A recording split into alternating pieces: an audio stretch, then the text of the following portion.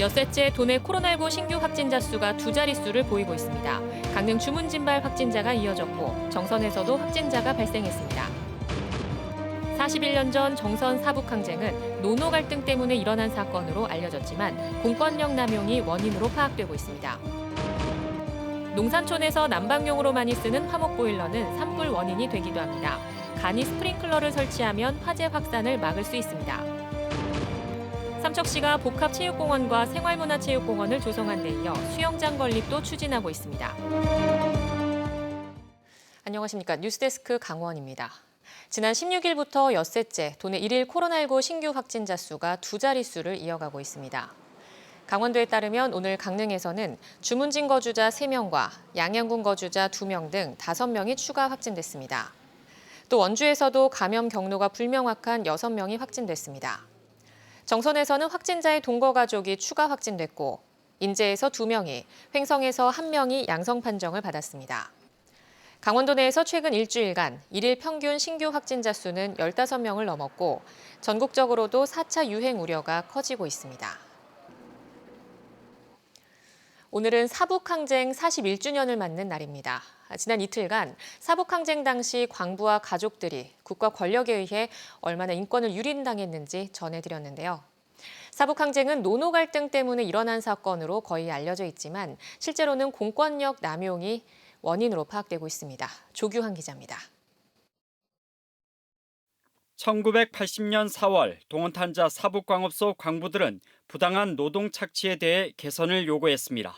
낮은 임금과 열악한 근로환경, 이를 방관하는 어용 노조와 노조 지부장 부정 선거가 불만이었습니다. 그러나 이 문제를 함께 해결하자고 말했던 노조 지부장과 경찰은 약속을 지키지 않았고 광부들이 다시 항의하는 과정에서 이른바 지푸차 사건이 발생했습니다. 사법경찰관이 노조에 항의하는 광부들을 사찰하다 발각되자 경찰 지프로 광부들을 치고 달아난 겁니다. 뭘 잡으라 하나 하고 이래 돌다 보는데 뭐 차에 탁 치여 갖고요. 그래서 넘어졌는데 차가 그렇게 됐다고 그때도 고생하고 별짓 다 하고 어서 살고. 경찰차가 동료들을 다치게 했다는 소식은 광부들을 분노하게 만들었습니다. 출퇴근하는 광부들이 항의 농성에 대거 가세했고 경찰 건물을 습격하는 등 물리력을 쓰기 시작했습니다. 차가 오면서 사람을 치가지고 그래갖고 민주경찰이 왜 그거 사람을 치느냐 이제 그런 걸 하면서 어떻게 아주 막 확 불이 덮는 것 같더라고요. 이런 상황에서 노조 지부장까지 달아나자 광부 가족들은 더 분노해 노조 지부장 아내를 잡아와 폭행과 감금을 했습니다. 일명 린치 사건으로 알려진 이 사건은 언론에 크게 보도됐고 광부들의 속사정은 거의 가려지게 됐습니다. 여기에다 경찰력이 무리하게 진압에 나서는 과정에서 경찰관 한 명이 숨지는 피해가 발생하자 졸지에 폭도로까지 낙인 찍혔습니다. 수천 명의 광부와 부녀자들이 경찰 권력에 맞섰는지에 대해서 우리가 의문을 품어봐야 되는데 그동안 한 번도 그런 의문이 없었죠. 그래서 지금 이게 국가폭력의 문제가 너무나 가려진 사건이라서 국가가 노조 문제에 지나치게 간섭하고 무리하게 공권력을 투입하려다 사건을 키웠다는 겁니다. 사건 이후에도 국가는 책임을 묻지 않겠다던 광부들과의 약속을 어기고 오히려 무자비한 폭행과 고문을 가했습니다. 일단 국가에 의한 폭력이 아주 심각하게 벌어졌었는데 그 사실이 잘 알려지지 않았었고요. 당시에도 어떤 광부에 대한 멸시, 차별 이런 것들이 있었고 그게 오늘날까지도 진실화해 과거사 정리위원회는 지난 2008년 부당한 공권력 개입이 사태 악화에 기여했다고 인정했지만 폭도라는 오명은 사라지지 않았습니다. MBC 뉴스 조기환입니다. 한 달째 부동산 투기 사범 특별수사대를 운영 중인 강원경찰이 투기 의심 사례 6건에 대해 11명을 수사 중이라고 밝혔습니다. 강원경찰청은 부동산 매입 당시를 기준으로 공무원 8명과 LH 직원 2명, 일반인 1명 등 11명을 대상으로 내사와 수사를 진행 중입니다. 수사 대상자 11명은 공공개발 정보 등 내부 정보를 직접 활용하거나 전달받아 부동산 투기를 한 혐의를 받고 있습니다. 경찰은 최근 5년간 이뤄진 토지 거래 내용을 살펴보고 있다며 앞으로 추가적인 투기 의심 사례를 발견해 2주 간격으로 발표하겠다고 밝혔습니다. 농촌과 산간마을에서 많이 쓰는 화목보일러는 난방비를 아낄 수 있지만 화재에 취약한 단점이 있습니다. 그런데 화목보일러 주변에 간이 스프링클러를 설치하면 화재 초기에 불이 커지는 것을 막을 수 있습니다. 박은지 기자입니다. 시뻘건 불길이 산 위로 거세게 타오르고 불씨가 강풍에 날리면서 사방이 불바다가 됐습니다. 지난해 5월 고성에서 산림 123헥타르를 잿더미로 만든 산불은 처음 주택 화목보일러실에서 시작됐습니다. 연통을 부실하게 연결한 탓에 불씨가 날리면서 불이 난 겁니다. 최근 5년간 도내에서 발생한 화목보일러 화재 가운데 4건은 산불로까지 확대된 것으로 나타났습니다. 장작을 태운 그을음이 가득한 화목보일러실. 천장에 설치된 간이 스프링클러 주변에 불을 피우자 순식간에 물줄기가 쏟아져 내립니다. 보일러에 연결된 수도배관을 활용해 간단하게 설치했지만 불이 나면 119 도착 전에 크게 번지는 것을 막을 수 있습니다. 강원도 소방본부는 홍천의 한 기업에서 물품을 기증받아 동해안 6개 시군과 홍천군 1,020가구에 화목보일러 간이 스프링클러를 설치하고 있습니다. 산림에서 가깝고 홀몸 노인 등이 거주하는 취약가구 위주로 선정했습니다.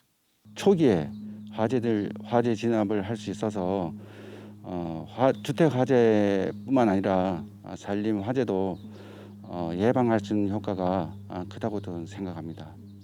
화목보일러는 장작을 사용하기 때문에 난방비를 아낄 수 있지만 화재에는 매우 취약합니다. 불티가 잘 날리고 연통에 재가 눌어붙는 데다 복사열 등으로도 불이 붙을 수 있습니다.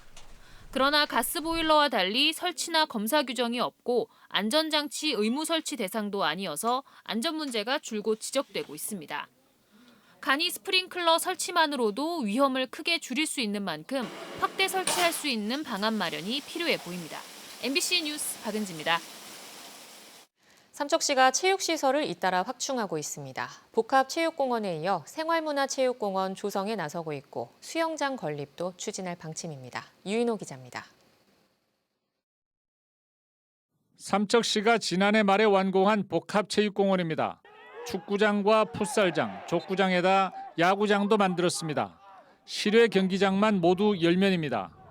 야구장은 바다를 바라보는 전망 좋은 곳에 자리를 잡았습니다. 체육관도 하나 더 만들었습니다. 연면적 8,400제곱미터, 기존 체육관보다 배 이상 넓은 규모입니다. 모두 500억 원이 들어간 복합체육공원은 2014년에 계획 수립을 시작해 6년 만에 마무리됐습니다. 근처에 생활문화체육공원을 조성하는 사업도 설계에 착수했습니다. 325억 원을 들여 2023년에 완공할 계획입니다. 축구장 1병과 파크 골프장, 소규모 체육관을 조성합니다. 체육 동호인들이 그 체육 활동을 할 수 있는 어떤 그런 시설들이 많이 좀 부족했습니다. 그래서 체육 시설들을 이제 확충을 해 나가고 있고요. 그럼으로써 또 그 각종 그 전국 단위 대회나 전지 훈련 팀을 유치를 해서 지역 경기의 활성화에도 좀 기여하려고 그렇게 사업을 계속 추진하고 있습니다. 수영장 건립도 추진합니다. 수영 인구가 급증하고 있어 수영장 확충이 필요하다는 의원들의 지적이 잇따르자 올해 추경에 예산을 확보해 타당성 검토에 나설 방침입니다. 정부의 지원 예산을 확보하게 되면 60억 원 정도 들여 50m 정규 코스 수영장을 건립할 계획입니다. MBC 뉴스 유인호입니다. KBS가 원주방송국 폐쇄를 추진하고 있습니다.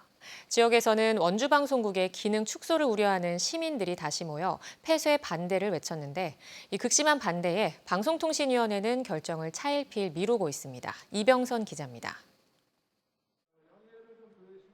KBS 원주방송국의 문이 굳게 잠겼습니다. 원주 KBS 폐쇄 반대 범시민대책위원회 집회가 예정되면서 회사 측이 코로나 감염 우려를 이유로 닫은 겁니다. 범대위는 이전 집회와 마찬가지로 원주 방송국의 폐쇄를 중단하고 기능과 인력을 원상복구할 것을 요구했습니다. KBS 본사는 원주 KBS 방송 기능을 춘천으로 몰래 빼돌리며 사실상 원주 방송국의 방송 기능을 불법적으로 무력화시켰다. 또 KBS가 지역 주민과 시청자들의 알 권리를 가로막고 있다며 양승동 사장이 퇴진해야 한다고 압박했습니다. 지역의 반대 목소리가 계속되는 가운데 방송통신위원회의 심사 일정도 차일피일 미뤄지고 있습니다. KBS는 이미 지난해 5월 방통위에 지역방송국 변경 허가 신청을 냈습니다. 하지만 방통위는 KBS에 추가 자료를 제출하라며 5차례에 걸쳐 보정 요청을 했을 뿐 심사는 없었습니다. 애초에 다음 달쯤 심사가 예상됐지만 지금도 KBS는 자료를 보강 중입니다. 다음 달 심사할 계획은 전혀 없고요. 이미 지금 4월 말이고 다음 달에는 물리적으로 불가능해요. 게다가 보강해야 하는 자료를 허위로 제출했다는 논란까지 일고 있습니다. KBS 춘천총국이 지난달 본사에 회신한 지역민 설명회 및 의견 수렴 현황 자료에는 지역단체와의 면담 내역이 기록됐는데 만난 적도 없다는 겁니다. 전혀 만나지 않은 사람도 만났다고 했고 전달받은 적도 없는데 전달했고 그런 몇 가지 문서들의 허위 내용을 작성해서 일각에서는 지역국 축소를 이끌고 있는 양승동 사장의 임기가 얼마 남지 않은 상황에서 방통위가 여론의 비난을 감수해가며 승인할 이유가 없다는 관측도 나오는 상황. 지역국 축소를 전제해 취재 인력까지 줄이면서 지역의 인력난이 가중됐지만 논란 속에 교착 상태가 계속되고 있습니다. MBC 뉴스 이병선입니다.